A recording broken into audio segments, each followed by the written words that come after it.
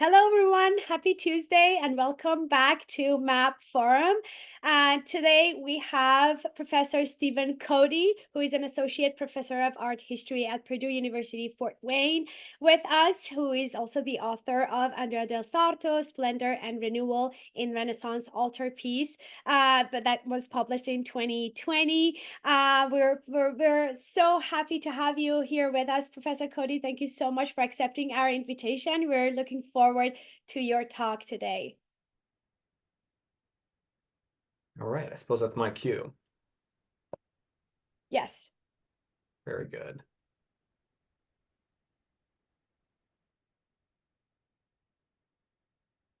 Excellent. So thank you very much for inviting me to be here. It really is an honor and a privilege to share some of my thoughts about Andrea del Sarto, and I think I will just take it away with those thoughts, such as they are. Andrea del Sarto was an exceptionally talented painter who worked in 16th century Florence. Altarpieces, such as his Madonna of the Harpies, were greatly admired by contemporaries, most of all by Italian writers affiliated with the period's artistic and religious cultures. A writer by the name of Francesco Bacchi commented on this picture and made a point of saying that the Christ child actually smiles at the viewer. The remark is wonderfully insightful. Andrea's treatment of Christ recalls a series of biblical passages. I have here 2 verses taken from the Psalms. We might also consider the way St. Paul describes the goal of every Christian worshiper. Christians live their lives hoping to see God face to face. Collectively, these scriptural verses inflect the way 16th century beholders would have interpreted Andrea's painting in its liturgical setting. They should also impact the way we think about Andrea's place in the field of Renaissance art history today, because in truth, Andrea's altarpieces deserve much more attention than they've received. In recent years, scholars have become increasingly preoccupied with the question of how Renaissance altarpieces could be both works of art and sacred images. How can a picture speak to the intellectual accomplishments and secular ambitions of its maker and still instruct the faithful, still inspire devotion? This image of a smiling Christ child might hold something of an answer, but art historians still tend to think about Andrea del Sarto as a skillful technician, and not as a deeply learned individual with ambitions and pronounced spiritual sensitivities. My larger aim as a scholar has been to redress this situation. My book and my articles are efforts to reinsert Andrea into the discussion of Renaissance art and spirituality. My plan in this talk is to present some of my arguments, especially as they relate to Andrea's early career and to his intellectual proclivities as a colorist. We will see how the soft tonalities of Andrea's earliest creations evolved into the ethereal splendor of his mature paintings. My more immediate aim, though, is to consider the artistic and spiritual ideals that find expression in Andrea's most famous altarpiece, his Madonna of the Harpies of 1517. The Madonna of the Harpies was meant to inspire devotion. This is how a Renaissance altarpiece functioned according to the church. It inspired devotion among the faithful. It moved worshipful spectators. Andrea's panel initially stood on the high altar of a Florentine church named San Francesco de' Macchi. The church was home to a small community of Franciscan nuns. This setting and this religious community are of the utmost importance to our thinking here and now. The Franciscans were both Andrea's primary audience and his patrons. This means that Andrea collaborated with his Franciscan clients. The way paintings were commissioned at this point in history required artists to exchange ideas with their patrons.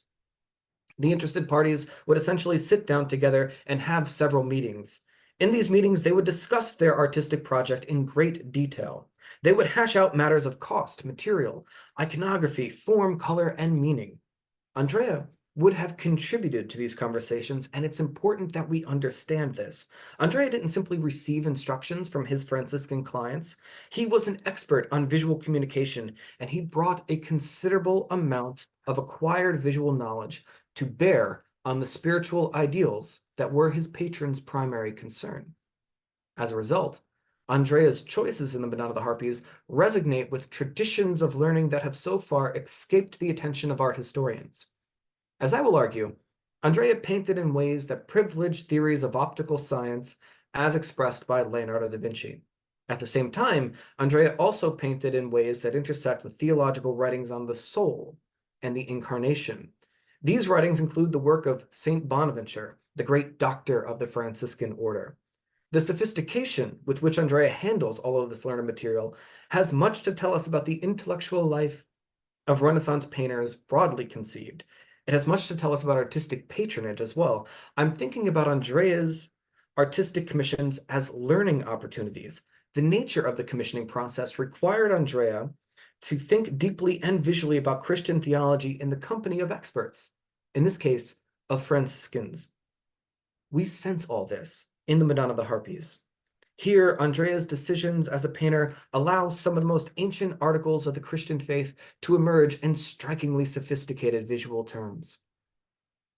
So let's think about the visual character of this painting. Andrea del Sarto painted the Virgin Mary on a pedestal in a sculptural niche. She appears like a carved figure come to life. A radiant light falls across Mary's form. It reveals the bright colors of her garments and allows observers to appreciate the way Andrea describes the human body. The same light also falls upon Francis, John the Evangelist, and the Christ child. Together, these sacred figures engage the spectator. They gaze out past the picture plane. They elicit the beholder's participation in the picture's emotive drama. Color, of course, adds to the picture's emotive power. Andrea's abilities to manipulate color have always received high praise, and looking at the Madonna of the Harpies, it's not difficult to see why. The Virgin's robes show a remarkable range of hues. A blue drapery covers part of her rose-colored dress.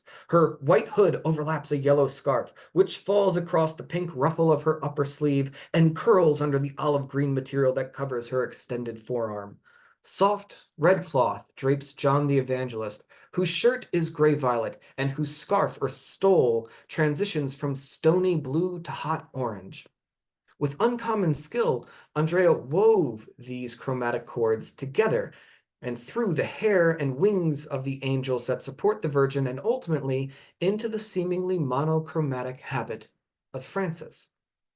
The saint's habit is a virtuoso performance in and of itself. Placing a figure in dark neutrals next to figures who wear bright, multicolored garments is difficult from a visual standpoint, but Andrea overcame this difficulty.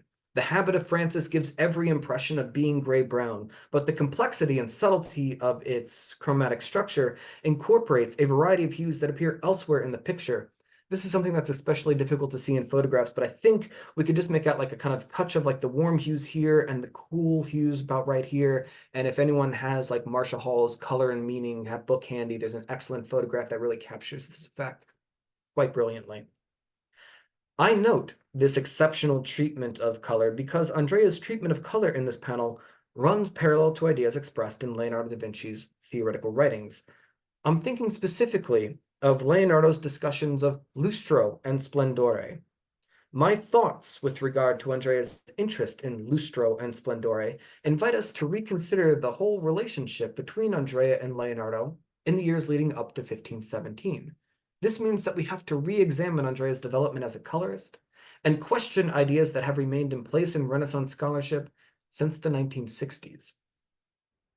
It was John Sherman in 1965 who first described Andrea's relationship with Leonardo in terms of color in chiaroscuro. The term chiaroscuro relates to one of Leonardo's most notable achievements for the history of painting. Prior to Leonardo, Italian painters modeled forms primarily with changes in color saturation and intensity. An example of this strategy can be found in Fra Angelico's figure of Gabriel from the Cortona Annunciation. If we look at the draperies, we see that the red of the garment becomes more saturated and intense in the shadows.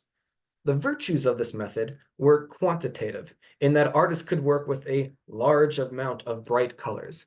This early work by Lorenzo Monaco provides a nice example of what I'm talking about. It basically glitters like a colorful gem. As the 15th century unfolded, however, the limits of this color modeling technique became more pronounced. The problem is that each color has its own specific tonal value. In their fully saturated states, for example, blue is inherently darker than yellow. Look at the angel in Monaco's painting, for instance, right down here. Because the potential range of tonal values differs from pigment to pigment, polychromatic figures modeled in this way were destined to be hard and fragmented in terms of their tonal structure. This conflicted with the period's growing preference for naturalistic painting. At a very early point in his career, Leonardo confronted this problem by subjecting the techniques of painting to a new level of scrutiny. He preferred working in oils. Oils enabled Leonardo to model forms independently of color. Leonardo's unfinished Adoration of the Magi provides us with a privileged glimpse into this innovative working process. After preparing the panel and laying out the composition, the first strokes of Leonardo's brush develop a layer of dark monochrome. This monochrome layer is what we mean when we talk about Leonardo's chiaroscuro. He provided a smoky field of atmosphere from which the figures emerge as three-dimensional bodies. From this point, if he had brought the panel to a state of completion, Leonardo would have applied a series of colored glazes to the already modeled forms, and significantly, he would have used the brightest and most saturated colors to denote areas of light rather than shadow. The figure of Gabriel from the Annunciation panel of 1472 captures this finished result beautifully. Gabriel leans forward to address the Virgin. His torso casts deep shadows over his rich garments. The colors used on this figure are different in terms of their inherent tonal values, the red of the draperies versus the white of the vestment, and yet white and red both succumb to the same soft, inky blackness of shade produced by that initial layer of monochrome. They emerge fully saturated in areas touched by light. This is Leonardo's remarkable accomplishment. His paintings may not glitter like colorful gems, but light affects each color similarly, and his forms are tonally unified. For painters of Andrea's generation, the ramifications of chiaroscuro modeling were potentially staggering. This system of manipulating light and shadow allowed painters to rival sculptors. Leonardo, of course, was always interested in debates regarding the relative merit of painting versus sculpture, and as is well known, he preferred painting.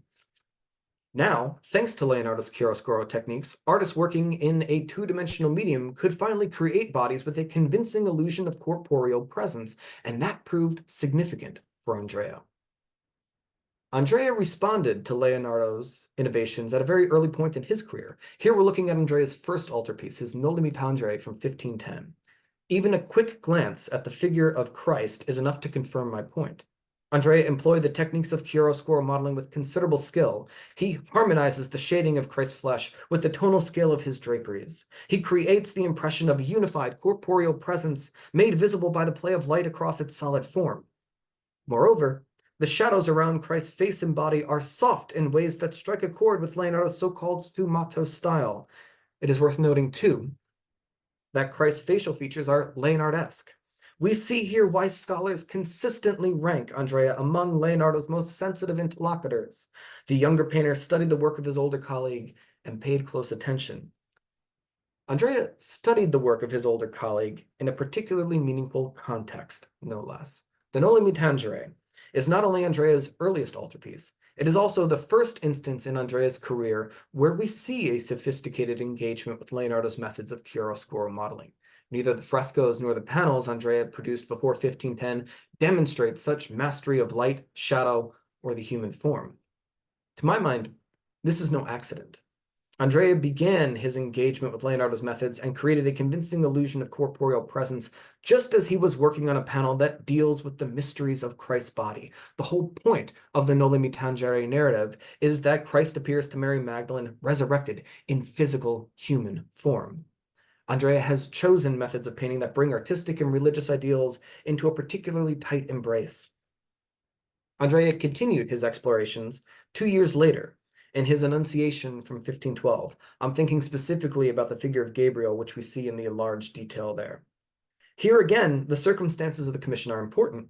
Andrea depicts the moment when the Word of God assumes human form in the Virgin Mary's womb, and so we see the angel Gabriel appearing to the Virgin Mary, saying, "Hail, full of grace, the Lord is with you." The dove of the Holy Spirit is swooping down upon her, and we know that in a split second she will conceive Christ, not through human means, no, definitely not, but through divine intervention. What we're seeing, then, is the mystery of the Incarnation as it takes place. This is significant because Andrea painted this panel for an Augustinian church. He thus worked closely with Augustinian friars. St. Augustine writes about the Word assuming human form. He writes about angels as well, and Augustine associates both with light. Andrea, in turn, flooded his angelic figure with light. This is especially clear in this slide.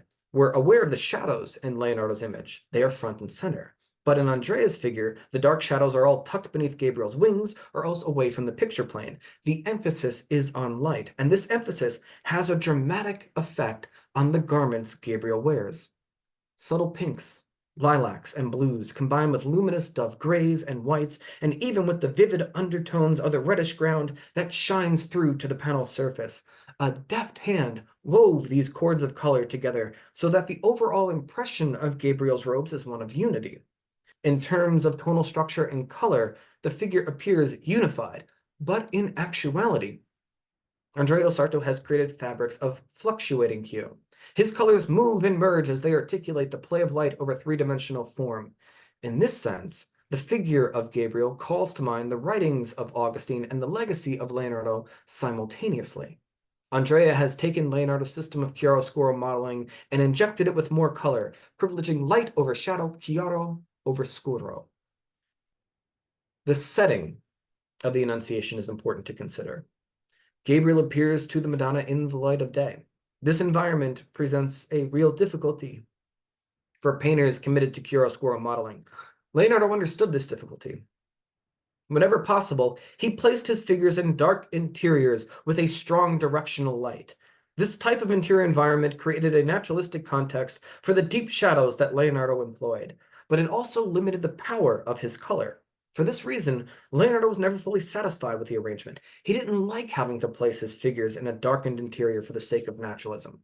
In fact, the effects of light on color in an open-air environment consumed Leonardo's attention for much of his career, principally between the years 1503 and 1506. During these years, Leonardo resided in Florence and wrote extensively about theories of reflected color. He thought about the diffused light one encounters in outdoor conditions. He thought about the tonal properties of multicolored objects seen in an outdoor context. To his mind, this type of open-air context allows colors to become unstable.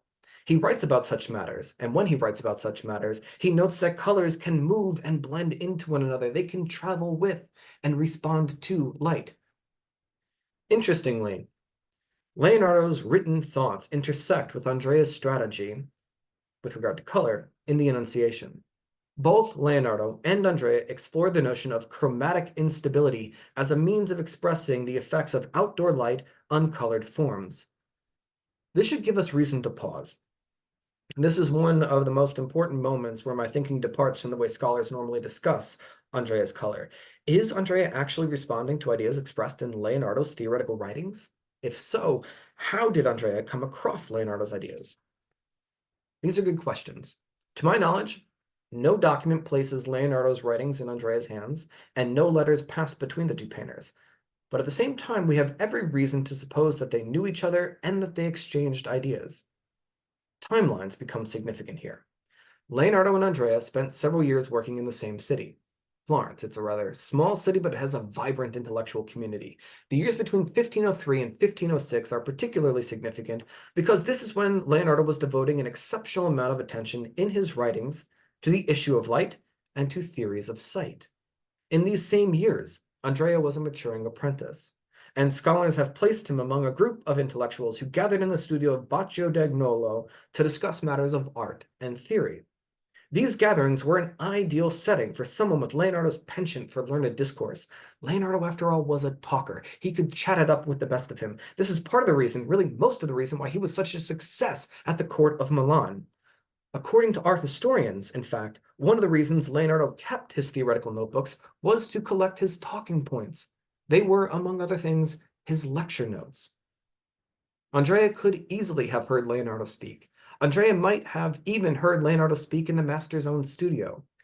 Contemporary sources tell us that Andrea frequently gathered with his fellow apprentices in the Sala del Papa. The Sala del Papa is a room attached to the Florentine church of Santa Maria Novella.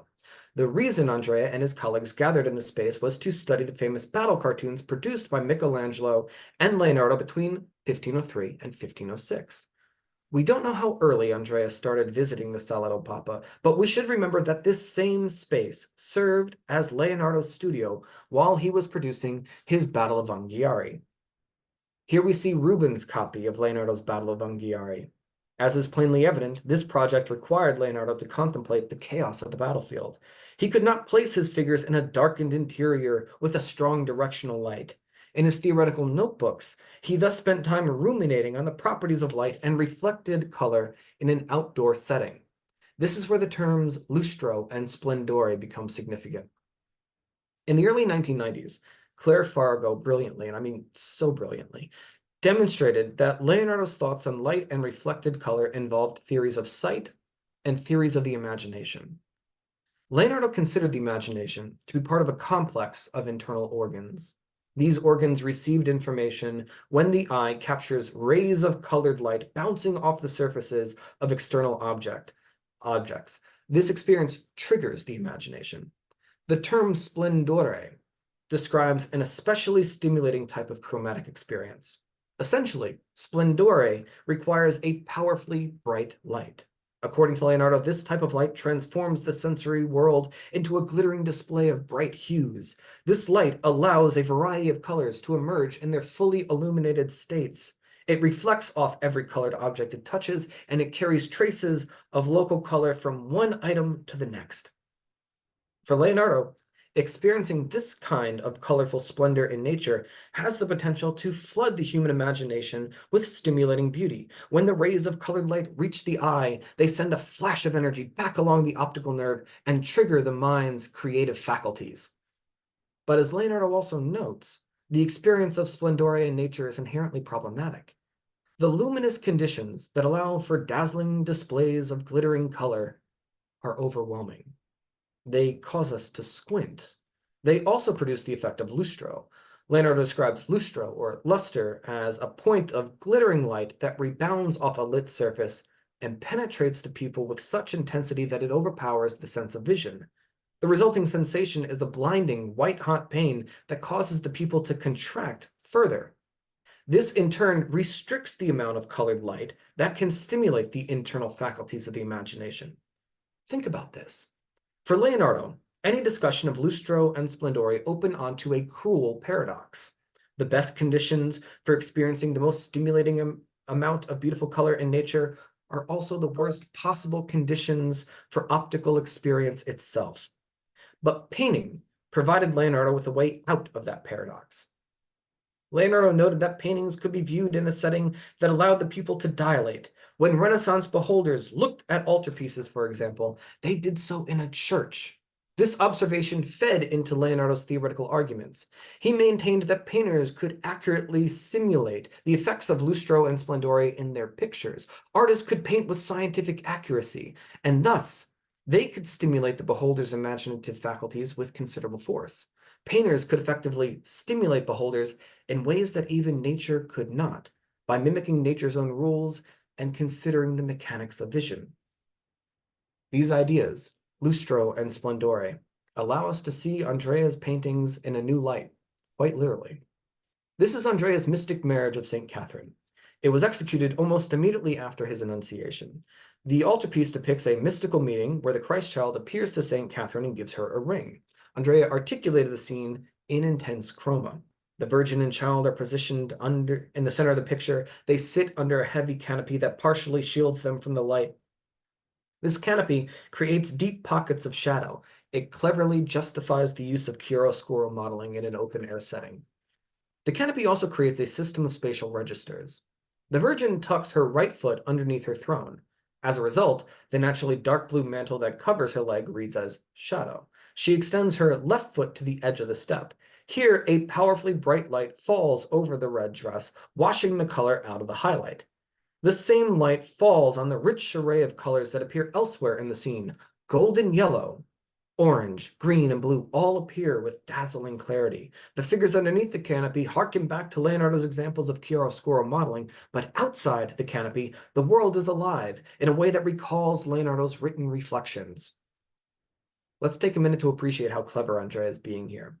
The play of light reads as a gentle but indelible boundary, one that separates the two female saints from the shadowy realm of the Virgin and Child.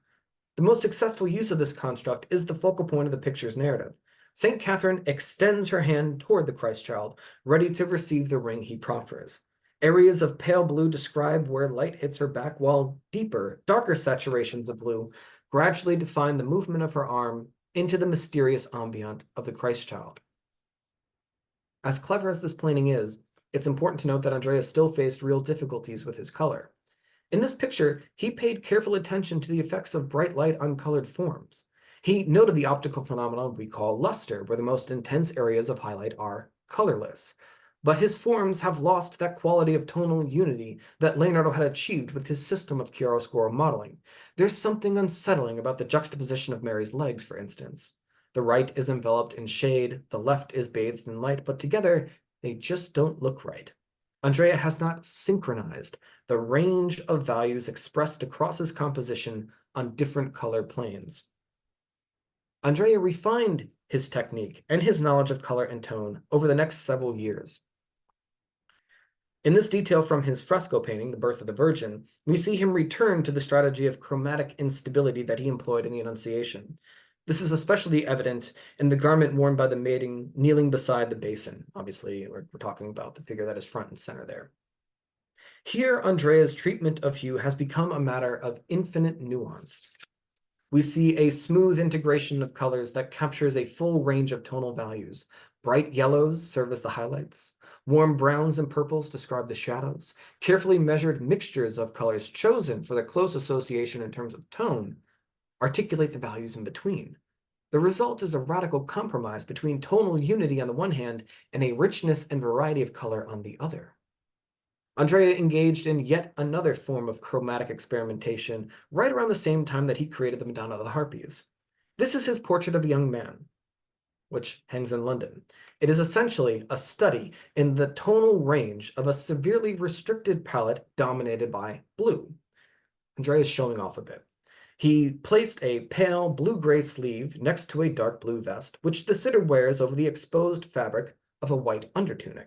Effectively, he used the garment with the darkest value to separate the lightest element in the composition from the chromatic middle tone. And yet, he carefully synchronized the tonal scale of each individual color area. He's given us the impression that the same light affects each saturation of blue pigment according to its inherent value structure. He expertly coordinated the range of values expressed by each garment worn by the sitter so that together they look right. This is precisely what Andrea did not do in the Marriage of St. Catherine.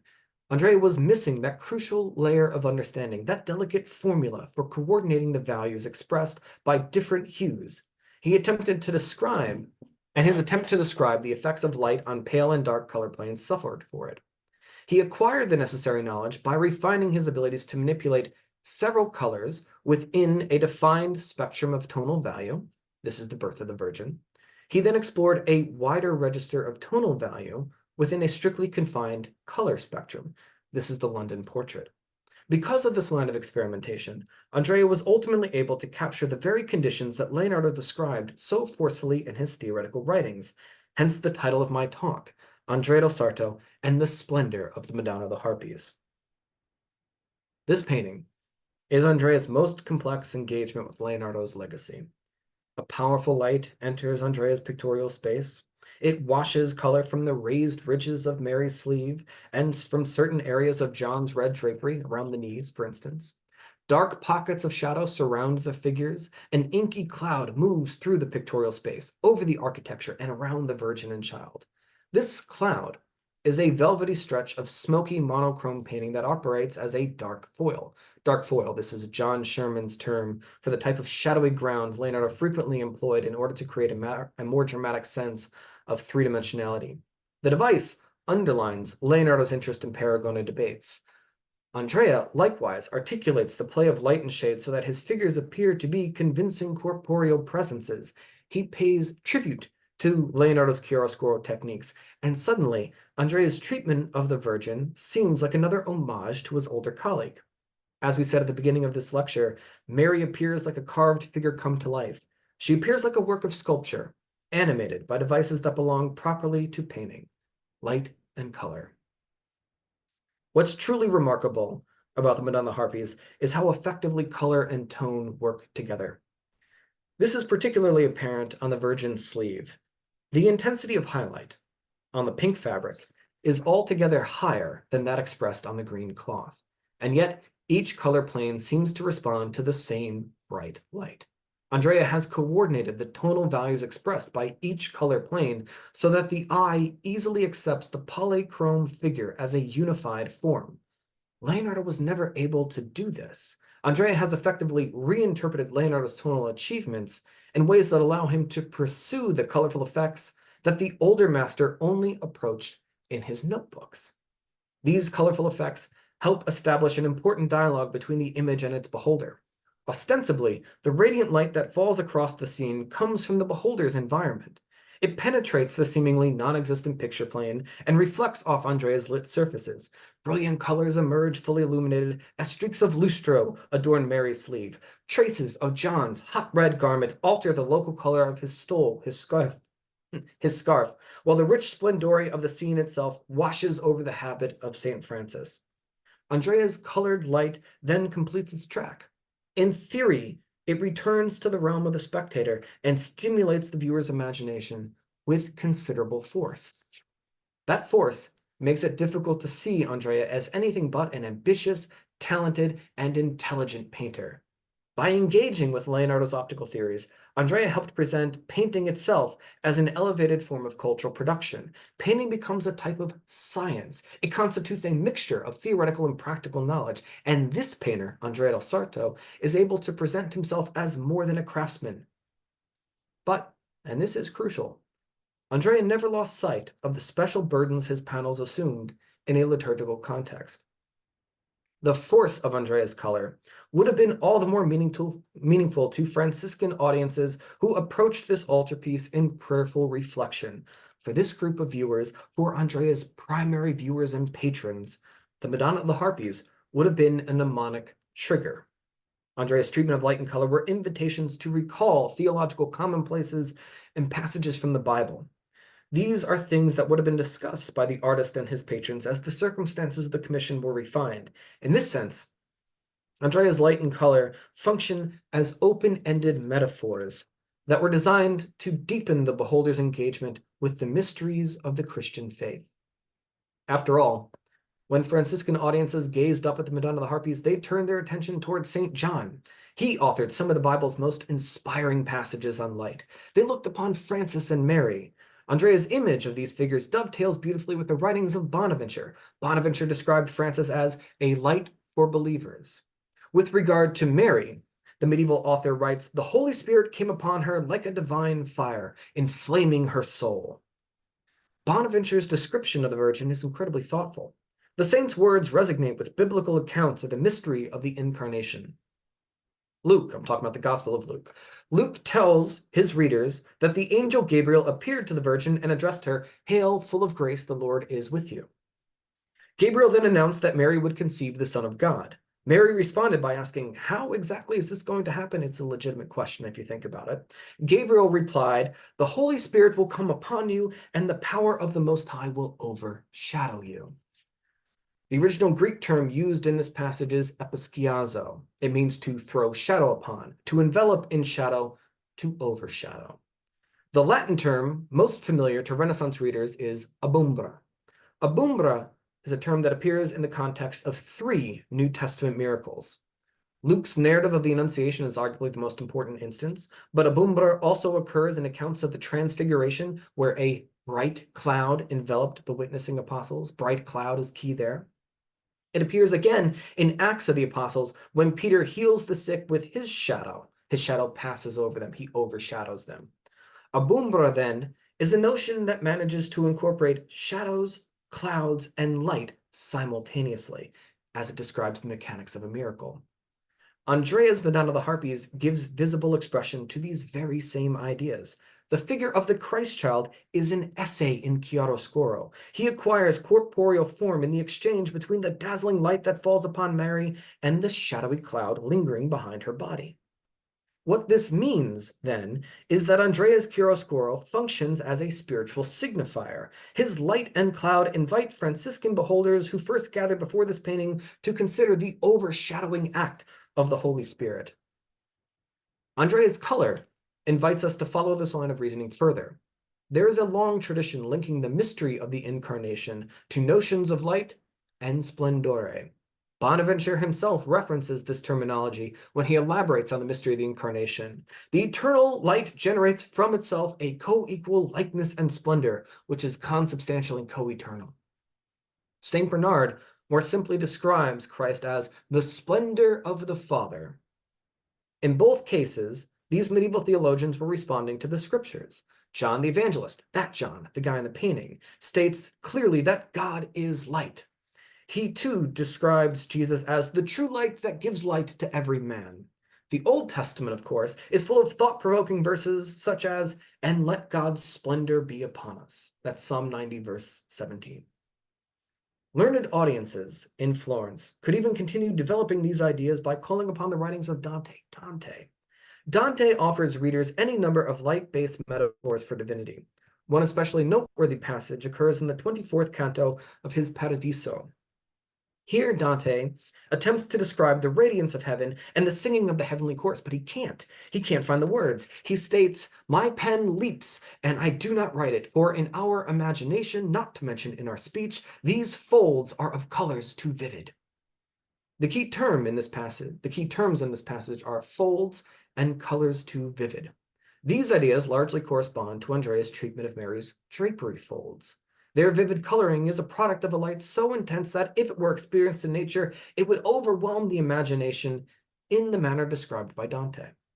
Significantly, in the first printed edition of the Divine Comedy, which appeared in 1477, the first printed edition of the Divine Comedy appeared in 1477. It was accompanied by a commentary written by Jacopo della Lana. This commentary makes the connection between Dante's lines and Andrea's painting even more substantial. Jacopo della Lana glossed the verses quoted on the screen, and when he did so, he specifically relates the poet's description of heaven as colorful folds to the way painters describe the play of light and color over drapery folds. In the Madonna of the Harpies, then, the splendore reflecting off Mary's garments is a perfectly poetic way of conveying the unimaginable nature of divinity that overshadowed the Virgin Mary when Gabriel appeared to her. Now, Gabriel is not present in this scene, but I would like to point out that we are dealing with an image of Mary that originally stood on the high altar of a Franciscan church. For Christian viewers in Renaissance Italy, this painting would have brought a particular prayer to mind, the Hail Mary. And the Hail Mary begins with the very words Gabriel spoke to the Virgin when he appeared to her at the Annunciation. "Hail Mary, full of grace, the Lord is with you." It's almost like the viewer's prayerful and reflective engagement with the painting brings the Incarnation into being, which makes the mystery itself far more personal and affective with an A. The gestures of Mary and the Christ child carry additional metaphoric properties. See how carefully Andrea fixed the Christ child to the Virgin's body? Christ grasps her yellow scarf and buries his foot in folds of blue cloth at her hip just above the book. Mary presses that book into the folds of her garment as well. This interweaving of folded fabric, Christ, the Virgin's body, and the written word calls forth St. Augustine's discussion of the Word of God assuming the garments of flesh. This phrase is yet another theological commonplace. It appears in Augustine's Tractates on the Gospel of John, again, that John, but it appears as well in other religious texts that play on the association of veils and the Holy of Holies from the Old Testament. The parallels between these theological commonplaces and Andrea's treatment of light and color are striking.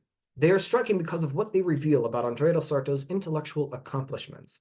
Working closely with his Franciscan clients, Andrea invoked the paragone debate, early modern science, as well as medieval theology. The lights and colors that allow us to describe Mary as a carved figure come to life intersect with Leonardo's inquiries into the science of sight, but they also reference a higher truth.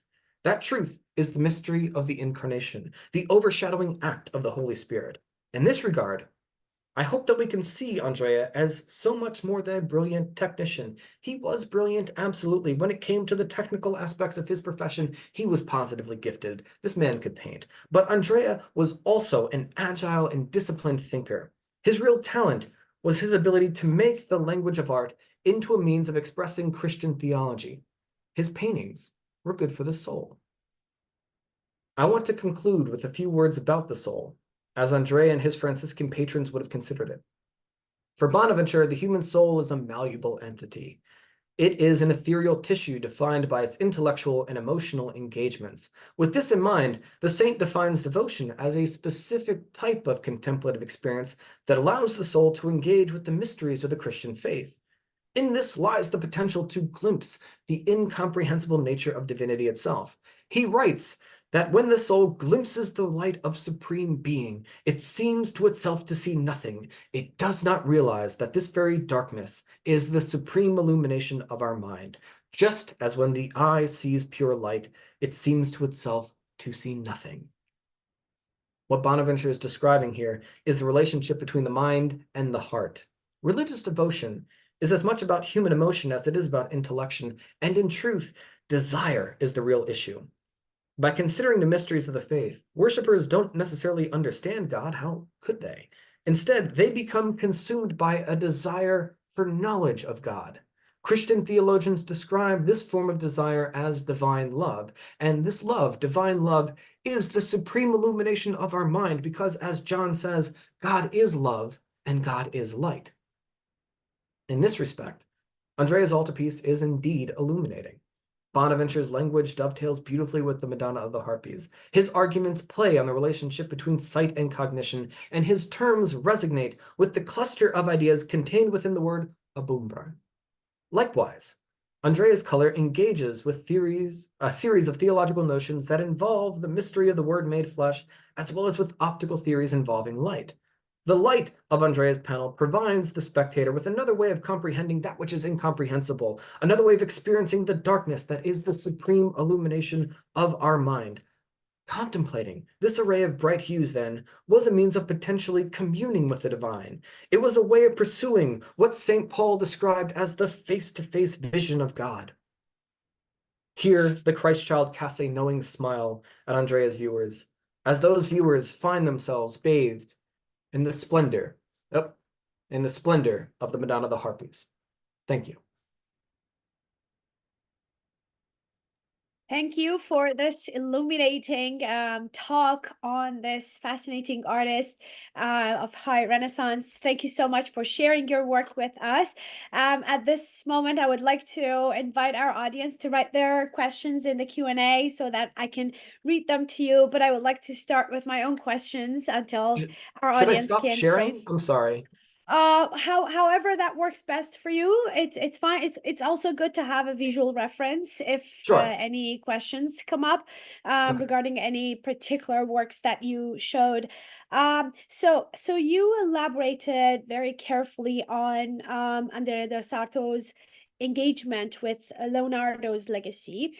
So I'm wondering how do you contextualize that with his engagement with other contemporary painters and artists such as Raphael, with this kind of harmony and balance, particularly in his compositions, or Michelangelo, treatment of bodies.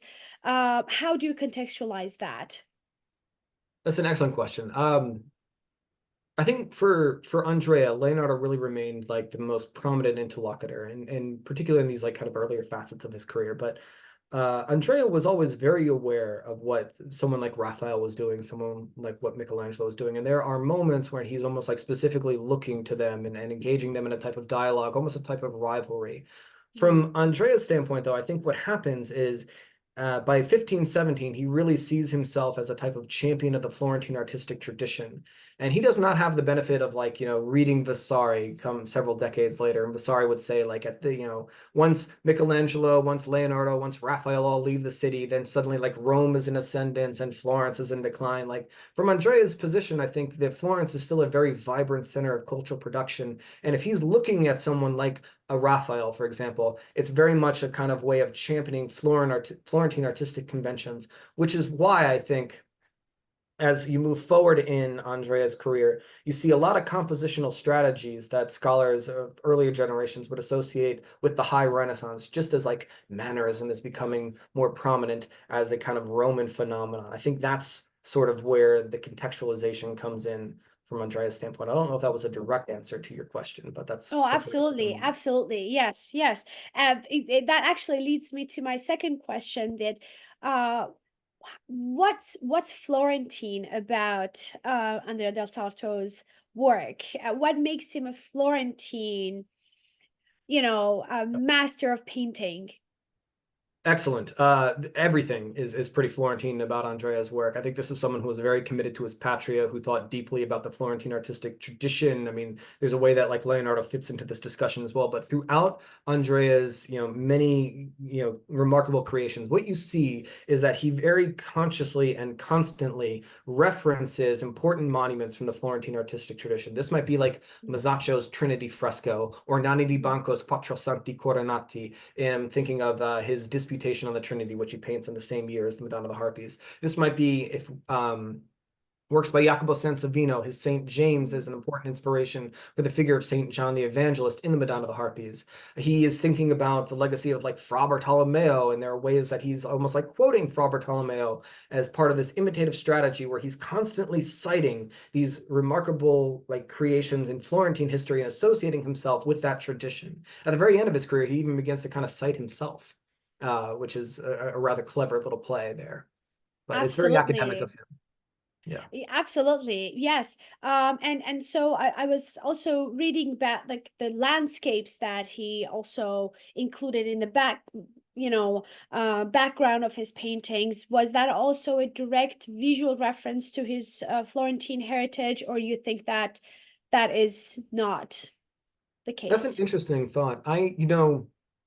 I'm not sure if I've spent a great deal of time studying the landscapes with respect to like, Florentine conventions or the Florentine environment. So I don't know if I have a definitive answer for that.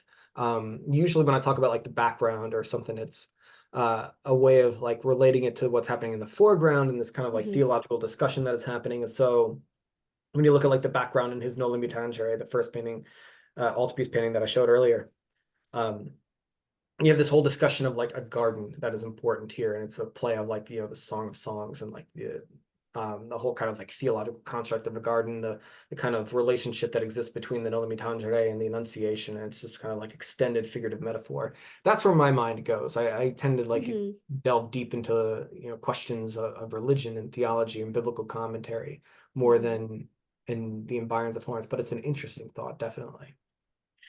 Yeah, so and we also have two questions in the Q&A. But the first one is by Janice. Andrea's pictorial technique. The question is regarding Andrea's pictorial technique. Did he get those subtle variations by mixing or by layering?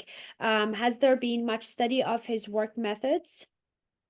There has, and I want to say that this was done very, very nicely in a recent exhibition that had to do with like drawings and the way that he used cartoon drawings to develop paintings. And then there's, of course, like the conservation records. My, you'll have to forgive me because like as the book came out in 2020, and so now my mind is kind of on to other things. I don't know if everything is like fresh at my fingertips anymore, but my sense And is a that whole pandemic happened in between. just small things like that, small things. Yeah, like America's a dumpster fire. This is great. Here we are. But I think like if you look at like some of his incomplete works in particular, you could really see this evidence of like layering and glazing that he's doing. And so like there really is this kind of complex chromatic structure that he's building up there. Yeah, and so that glazing is what I would say. Layering, yes. Fascinating. And Alana adds that some of his early landscapes make reference to Piero di Cosimo. This is an Yep, interesting that would make reference. sense. For instance, the Filippo Benedict cycle. Yeah, so that's also very, very helpful. And so my next question is about his skill in defining texture in his paintings. How do you think that he developed this kind of skill in his depictions of fabric and textile? So, I mean, part of it, right, is that he is simply a very gifted painter, and the ability to describe fabrics that seem to be real and not painted. This was something remarked upon by commentary, by contemporaries, people like, Vasari, Francesco Bacchi, people in the 16th century who were writing about art. They talked about like, it appears real as if it's not issued by paint, as if it's just fabric that you can hold. I think this is someone who like, as painters did, especially like after, Verrocchio's like shop and stuff like that, you study fabrics on bodies. There is something to be said too about his family. I mean, we call him Andrea del Sarto because he's from a family of tailors, and so this Mhm. attention to fabric is perhaps a very real kind of gesture to his own sense of identity and his heritage and where he comes from in his family and things like that. And I think, when commentators praise his ability to render fabric so effectively, they're also Mhm. playing nicely on like the Sarto in his name there. Right, right. Yeah, that there is a reference there as well. My next question, there's also another so Janice is following up about an article, Farrago's article. What So you probably can answer that. So my next question before I get to the next two questions in the Q&A is about the exhibition that happened first the Getty Museum in Los Angeles, and then it came to Frick collection in New York in 2015 on Andrea del Sarto. Um, is that do you have any comments? Do you think that some parts of the scholarship has covered, like the recent scholarship has covered something that was missing or lacking in the exhibition about this artist? I'm sorry, could you phrase that question again? So I'm referring to the exhibition that took place at the Frick Collection in New York in 2015 and 16 Okay. Yep. on Andrea del Sarto. They were also showing the relationship between his drawings and paintings and the major role that Yep. his drawings played in his creative process as an artist. Now, do you think that the recent scholarship in the past 7-8 years has addressed any gaps in the scholarship that the exhibition did not cover? Well, I would like to imagine that my work is not repeating, what's happening in the exhibition. That the exhibition was, delving really deeply into like workshop practice and how drawings function and the relationship between drawings and paintings. And this was, I mean, it's really a wonderful exhibition, a great catalog. Um, but like, I think still, if you look at like the germ of that exhibition, right? If we're thinking about Andrea and workshop practice and how drawings function in the process of painting, we're thinking about him as a technician.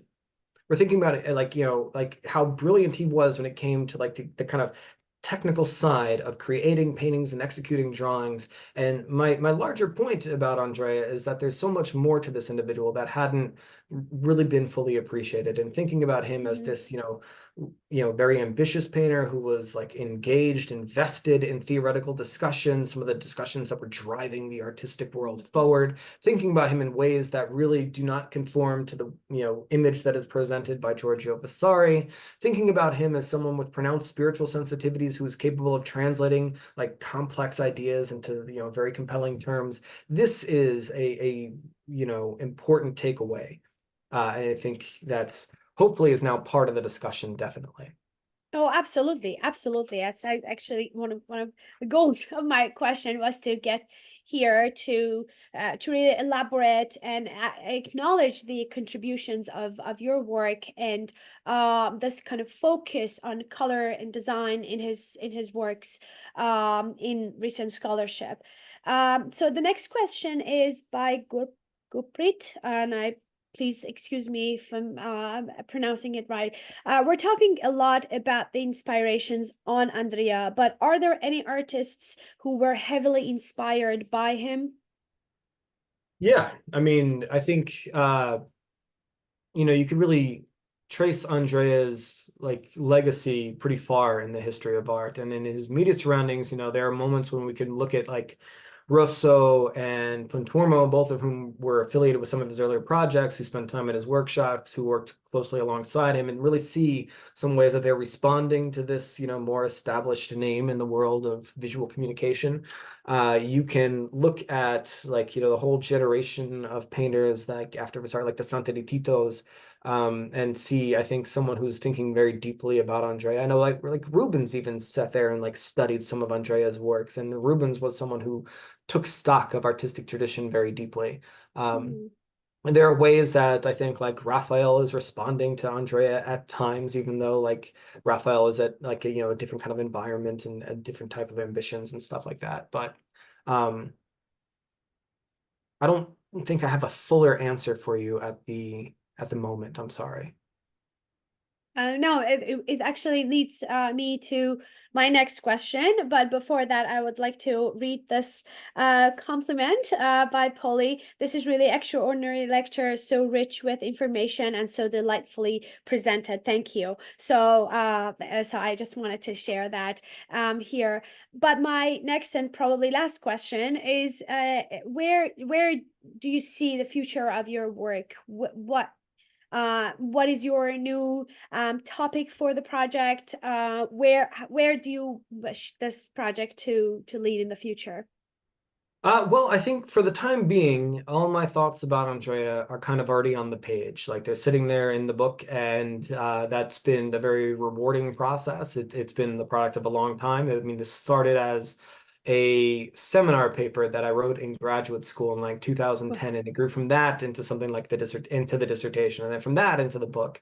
So I think I'm going to let it sit on the shelf for a bit, and hopefully occasionally it finds a reader or that. But like right now, I'm kind of involved in a nice edited volume project. I'm co-editing it with a good friend that's on Mannerist altarpieces, and like my contribution to that is on Rosso Fiorentino's Dead Christ with Angels, a painting I hold very dear and love. It's in Boston. I have a few thoughts about a Michelangelo sculpture that I think I'm going to put in print very soon.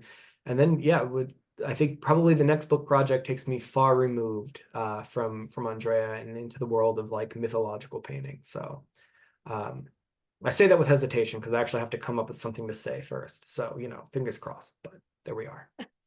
Right. Yeah. So, and are you planning to teach any courses in the future on this artist or on the legacy of this artist or Leonardo on him, and then passing to the next generations of artists?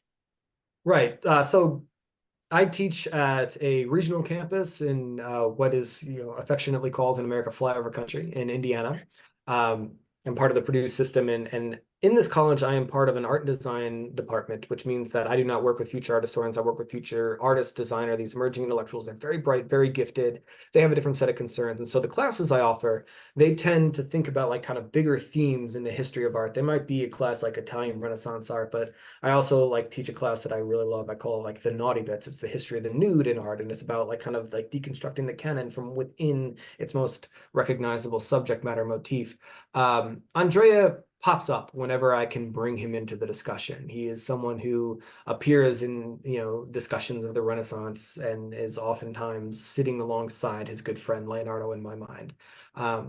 But as far as offering a course specifically on Andrea or that's probably not something I can swing, given the students I work with. Would love to, but yeah, if anyone else is doing so, I'll make a guest appearance if you're interested, but you might have heard enough Absolutely. of me. So Yeah, thank you. Your students are so lucky to have you, and we were so lucky to have you today with us. Thank you so much for spending the last hour with us and sharing your work. And it was an enlightening talk, not only on this artist but on the circle of artists who influenced him and shaped his artistic career.